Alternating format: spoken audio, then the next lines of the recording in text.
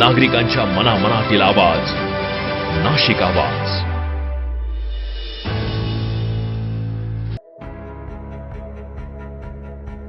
रमजानला निरोप देताना मुस्लिम बांधवांच्या डोळ्यात अश्रू. 30 रोजांचा समारोप, आता ईदचा जल्लोष. ईदच्या स्वागताआधी रमजानला भावपूर्ण निरोप.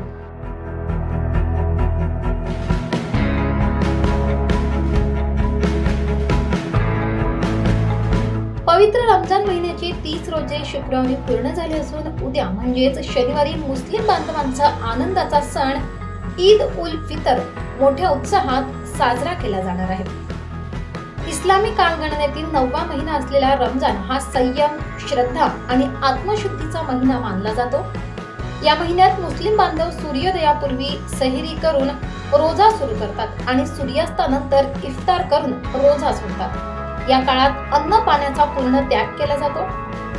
रमजानच्या शेवटच्या शुक्रवारी अलविदा जुम्माची विशेष नमाज अदा करण्यात आली. यावेळी जगात शांतता, बंधुभाव आणि देशाच्या एकतेसाठी विशेष दुआ करण्यात आली. रमजान महिन्याची 3 अश्र्यांमध्ये विभाजन केले जाते. रहमत, मगफिरत आणि जहन्नम पासून मुक्ती. या तिन्ही टप्प्यांमधून आत्मशुद्धी आणि सदाचाराचा संदेश दिला जातो. इस्लाम धर्मातील जकात या स्तंभाला विशेष महत्त्व असून समाजातील गरजू आणि वंचित घटकांसाठी मदत केली जाते.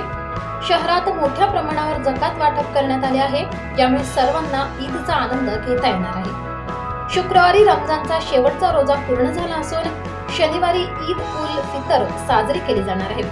मशिदींमध्ये विशेष नमाज अदा केली जाणार असून एकमेकांना शुभेच्छा देत हा सण आनंदात साजरा केला जाईल.